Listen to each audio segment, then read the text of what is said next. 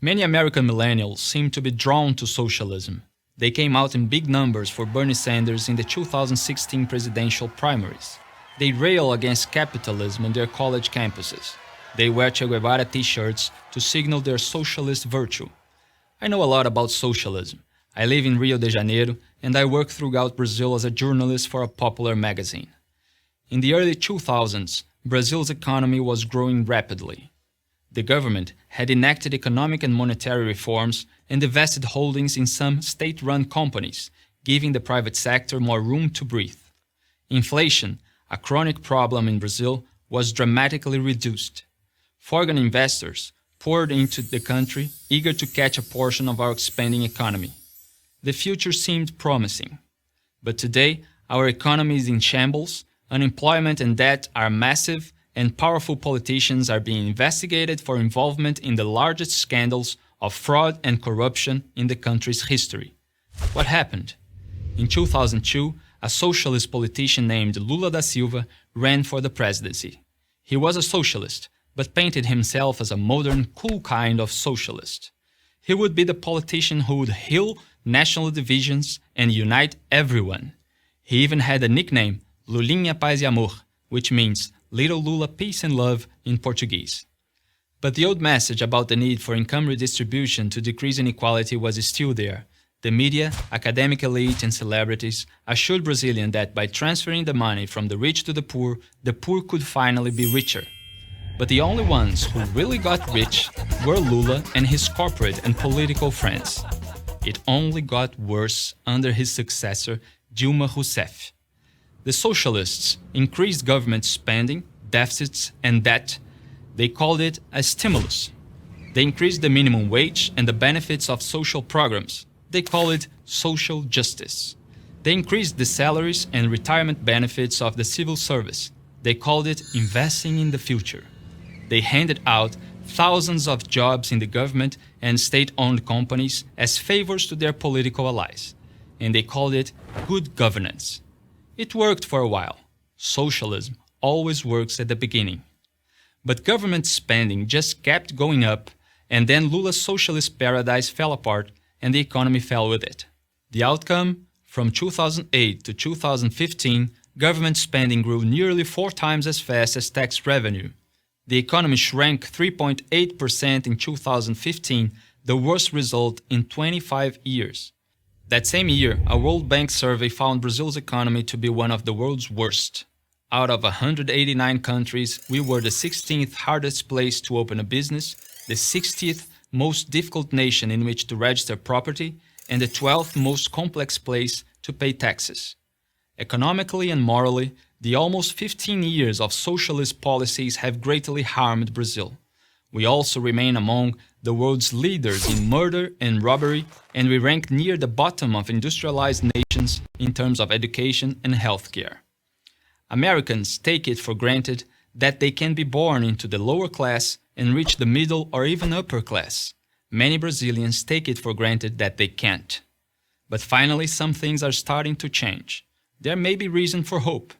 Today, more and more Brazilians see that capitalism and limited government are the only way forward.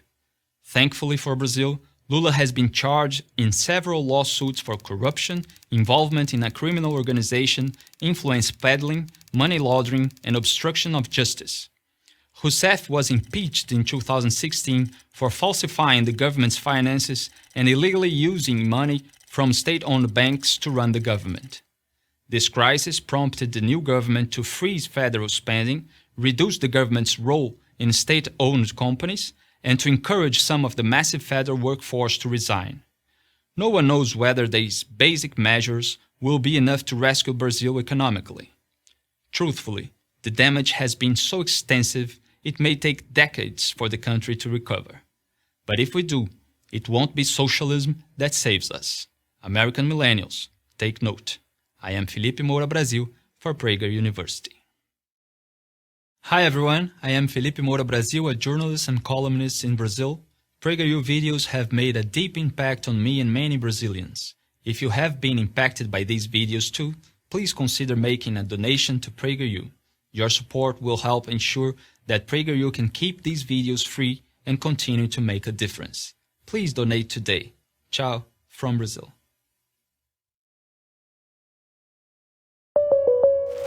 You know what would be great right now? If we still had State Farm. Could you hit the skip button? This is embarrassing. But you switched to that cut rate insurance instead, and I think I was adamant about you not doing You that. can skip now. Should have stayed with State Farm. Jim was a great agent. Yeah, I know. And now, no one will help us with this hail apocalypse. There's a good video coming up, real good. But you know what? Your cut rate professionals will deal with it. We're fine. Let's enjoy this natural phenomenon we're experiencing.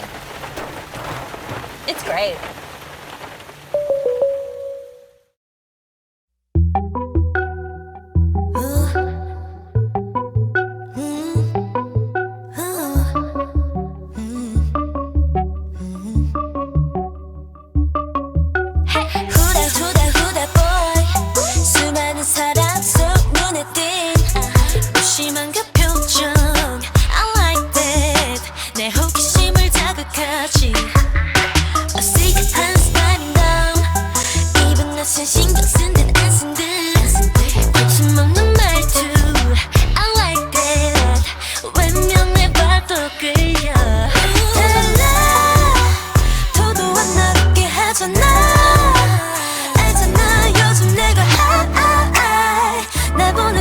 너도 느껴봐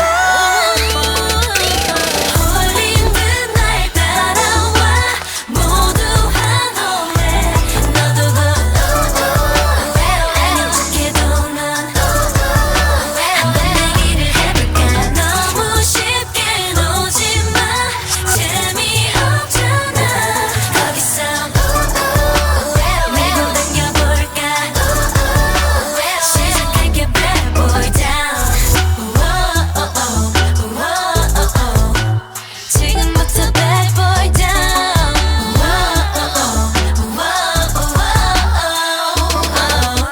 잠깐 이리 와봐 너에게만 할 말이 있어 가까이 좀 와 고개 숙여 귀를 낮춰봐 다른 건 신경 쓰지 마 내 목소리에 집중해 상황은 좀 달라져 주위를 맴돌